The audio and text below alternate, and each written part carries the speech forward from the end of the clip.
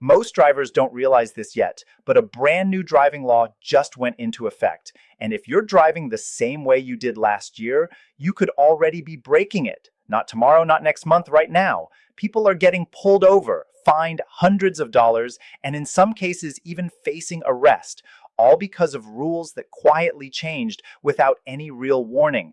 And according to recent surveys, more than half of drivers have no idea these changes even exist. That's the scary part. You don't get a warning for not knowing the law. You just get the ticket. And there's one rule in particular, number 4, that's catching more drivers off guard than any other, with penalties so steep that a single mistake can ruin your entire year. Stay with me, because missing this could cost you instantly. As we rolled into 2026, 10 major driving laws changed across the country. Some of them are federal, some are state level, but every single one affects how you're expected to drive starting right now. And what makes the situation dangerous is how quietly it all happened. There were no breaking news alerts, no letters in the mail, no clear announcements warning drivers that enforcement was about to begin. Meanwhile, police departments didn't wait. They're already enforcing these rules during routine traffic stops, and drivers are finding out the hard way that "I didn't know" doesn't get you out of a citation. If you're still driving like it's 2025, you might be setting yourself up for a very expensive surprise the next time you see flashing lights behind you. So, in this video, I'm going to walk you through exactly what changed, one law at a time, in plain language, so you know what to avoid, what to adjust, and how to protect yourself before you get pulled over. I spend hours digging through legal updates and enforcement changes so you don't have to learn about them the hard way on the side of the road. And the first law we need to talk about is already one of the most expensive mistakes drivers are making in 2026 because it applies nationwide and there's zero wiggle room. Starting January 2026, a new federal distracted driving standard went into effect, and it completely changes how phone use is treated behind the wheel. Here's the rule, plain and simple. If a police officer sees you holding your phone while your vehicle is in motion, that's an automatic violation. It does not matter if you're stopped at a red light. It does not matter if traffic is crawling. It does not matter if you're just checking directions for 1 second. If the car is on, you're in the driver's seat, and the phone is in your hand, you're breaking federal law. The first offense starts at a $250 fine. The second offense doubles, and every violation adds points to your license, which means your insurance company will absolutely notice. For many drivers, the insurance increase ends up costing more than the ticket itself. Now, a lot of people think they found a loophole by putting the phone on speaker and holding it near their face. That does not count as hands-free. The law is very clear. Hands-free means the device must be mounted or integrated into your vehicle's system. If it's in your hand at all, it's considered handheld use. Voice commands, dashboard mounts, and built-in car systems are allowed. Everything else is not. This is why you're seeing so many drivers getting pulled over and arguing on the roadside only to leave with a citation anyway. The fix is simple and cheap. A phone mount and voice controls will cost you far less than one ticket, not to mention the long-term insurance hit. And if you want to stay ahead of changes like this, instead of finding out when it's too late, make sure you're subscribed, because this is just the first one. And the next laws get even more confusing. The second law is already causing confusion on highways, and a lot of drivers are getting ticketed because they only half understand it. In 2026, more than 20 states rolled out a new right lane usage rule on multi-lane highways, and it changes how you're supposed to position your car during peak traffic hours. On highways with 3 or more lanes, the far right lane is now designated primarily for through traffic, only during rush hours. That means if you're not planning to exit within the next couple of miles, you're expected to move out of the right lane and use the center or left lanes instead. The goal is to keep the right lane clear so drivers can merge more smoothly and traffic doesn't bottleneck at on-ramps. Where people are getting tripped up is assuming this rule applies all day long. In most states, it doesn't. It usually only applies during defined morning and evening rush hours, and those times vary depending on where you live. Outside of those hours, the right lane works the same way it always has. The problem is that officers are enforcing this aggressively during peak times, and fines typically range from 150 to $300. So, if you're cruising in the right lane during rush hour with no exit coming up, you might be breaking the law without realizing it. This is one of those rules where checking your state's exact language can save you a completely avoidable ticket. The third law is actually one that can work in your favor, but only if you know how to use it. Speed cameras have been spreading everywhere, and a lot of drivers feel like they exist more for revenue than safety. In response, several states passed new laws in 2026 requiring clear advanced warning before you enter a speed camera zone.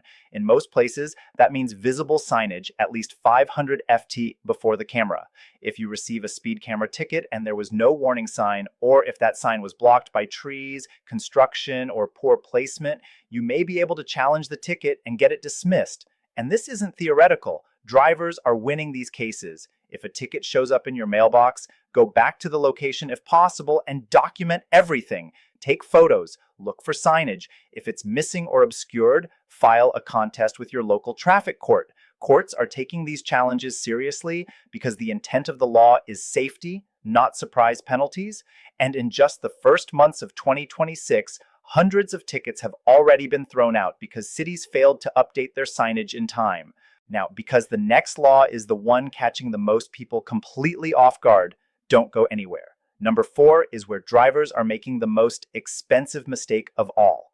Before we move on, let me ask you something real quick. Are you still driving the same way you always have when an ambulance or fire truck comes up behind you? Because if you are, this next law is exactly how drivers are getting nailed with massive fines without understanding what they did wrong. This is the rule that most people miss. This is the one that officers are watching for. And this is the one that turns what feels like a polite gesture into a $500 mistake if you do it incorrectly. Here's what changed in 2026. The emergency vehicle yielding law didn't just get stricter, it got specific. In the past, the rule was simple. Pull over and let emergency vehicles pass. Now there's a mandatory procedure, and if you don't follow it step by step, you're in violation. When you see or hear an emergency vehicle approaching from behind with lights or sirens, you must move to the right side of the road and come to a complete stop. Not slow down, not roll forward. Stop completely. And here's the part almost everyone gets wrong. You are required to remain stopped until that emergency vehicle has fully passed you and is at least 200 feet ahead before you start moving again. Most drivers instinctively begin driving as soon as the ambulance or fire truck clears their bumper. That is now illegal. 200 FT is more distance than most people think. On a highway, it's roughly 4 to 5 car lengths. Another way to picture it is about 2-3 the length of a football field. Officers are actively watching for drivers who move too soon, especially in busy traffic corridors. The penalty is serious. In many states, the fine starts around $500 and mandatory traffic school is often included. The reason lawmakers cracked down this hard is because too many secondary accidents were happening when drivers re-entered traffic too quickly and collided with emergency vehicles or other cars reacting late. So the new rule is simple but strict. Pull over, stop completely, wait until the emergency vehicle is clearly far ahead, then proceed carefully. Remember this one because it's the fastest way to turn a good intention into an expensive citation. The fifth law is one that a lot of drivers don't think applies to them until it suddenly does. If you drive an electric vehicle or you're even considering buying one, this change matters. In 2026, many cities and states made it officially illegal to park in an EV charging spot unless your vehicle is actively charging, and it goes further than most people realize. Even if your car is plugged in, once it reaches a full charge, you're on the clock. Most places now allow only a short grace period, usually 10 to 15 minutes, to move your vehicle. After that, you can be ticketed for occupying the space. Fines typically start around $100 and can climb higher in areas with high EV demand. Enforcement is no longer just random either. Some charging stations have sensors that notify parking enforcement when a car is fully charged, and in other areas, drivers report violations through dedicated apps. The solution here is simple. Use your vehicle's charging notifications or set a timer on your phone so you know exactly when charging finishes. These rules aren't just about penalties, they're meant to keep chargers available for everyone. But if you ignore them, the fine is very real. The sixth law is one that has parents furious and drivers shocked because it dramatically expands when school zone rules apply. For years, most drivers learned that school zones were enforced during narrow windows, usually early morning and mid-afternoon.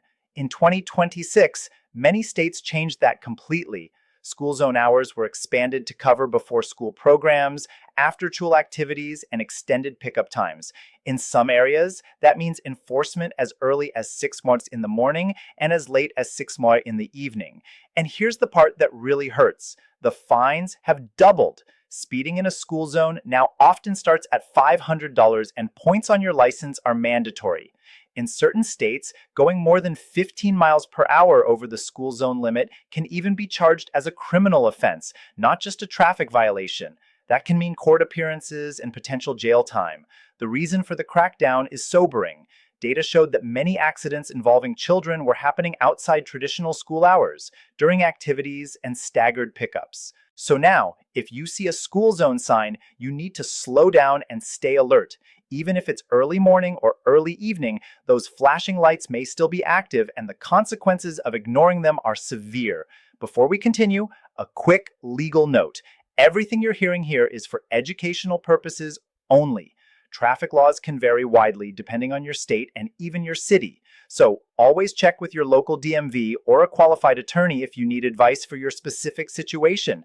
That said, knowing these updates puts you far ahead of most drivers on the road. And if this information is already saving you from potential tickets, imagine what you'll learn in the next video, where I break down the most common mistakes drivers make during traffic stops that instantly make officers more suspicious. Make sure you're subscribed so you don't miss that, because those mistakes can turn a simple stop into something much worse.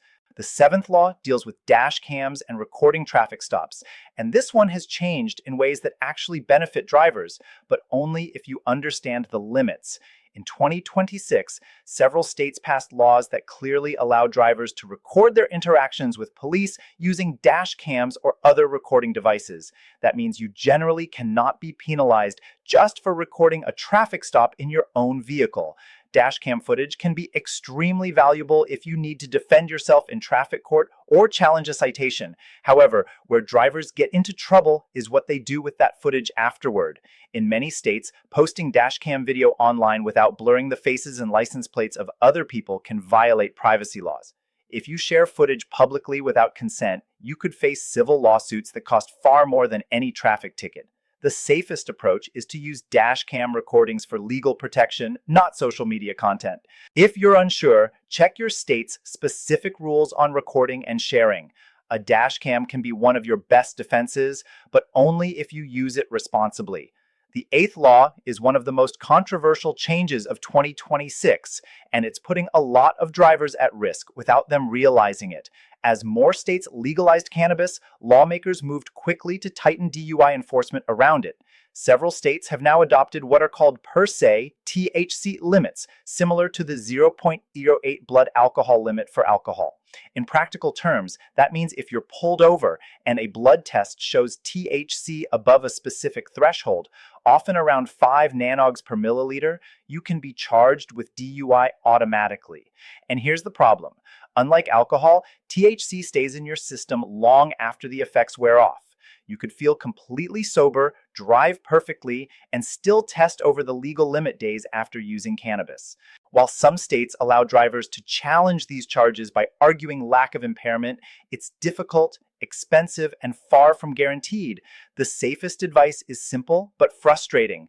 If you use cannabis, even legally, avoid driving for at least 24 hours. And if you're a frequent user, understand that you may test positive even when you're not impaired at all. It may not feel fair, but it's how these laws are currently written, and drivers are learning that the hard way. The ninth law is especially important if you're a parent or a teen driver watching this yourself. In 2026, several states extended restrictions on teen drivers even after they receive a full license. In many places, drivers under 18 are now subject to mandatory nighttime curfews, typically between 11 at night and 5 a.m. in the morning. There are exceptions for work, school events, and family emergencies. but teens are often required to carry proof of where they're going. If they're pulled over during curfew hours without a valid reason, the ticket usually goes to the parents, and first offenses can easily exceed $300. Passenger restrictions have also tightened. Some states now limit teen drivers to one non-family passenger under 21, even if they've been licensed for more than a year. These rules exist because crash data consistently shows that serious teen accidents happen late at night and with multiple passengers in the car. So, if you're a parent, it's critical to talk through these rules with your teen. And if you're a teen driver, understand that these restrictions aren't about punishment. They're about keeping you alive during the riskiest driving years. The 10th and final law affects far more drivers than most people realize, even if you've never sat in a self-driving car. In 2026, multiple states passed new regulations that clarify who is legally responsible when an autonomous vehicle is involved in a crash. The big shift is this: if you're hit by a self-driving vehicle that was operating in full autonomous mode, liability now generally falls on the company that developed the autonomous system, not the person sitting behind the wheel. That's a major change. But there's an important catch. This protection only applies if the vehicle was truly in full autonomous mode at the time of the accident. If the system issued warnings that were ignored, or if the human driver had any level of control, responsibility can shift right back to the driver. That's why documentation matters more than ever. If you're involved in an accident with an autonomous vehicle, you need to gather as much information as possible at the scene. Get a police report. Determine whether the vehicle was in autonomous mode. If you can, request data logs or system status information. This is still new legal territory, and insurance companies are figuring it out as they go. The more evidence you have, the better protected you'll be. So, here's what you need to remember. 10 major driving laws changed in 2026, and most drivers still have no idea. From the federal handheld device ban to the expanded school zone rules, these aren't suggestions. They're laws that are already being enforced. And number 4, that emergency vehicle yielding rule is the one catching the most people completely off guard. Stop completely, wait until the emergency vehicle is at least 200 feet ahead, and only then move again. I spent hours researching these changes so you don't have to learn about them through a ticket or worse. The best way to protect yourself is to stay informed, because more updates are coming throughout 2026. Subscribe, turn on notifications, and make sure you're always driving legally and safely. Thanks for watching, and I'll see you in the next video where I break down exactly what to say and what not to say when you get pulled.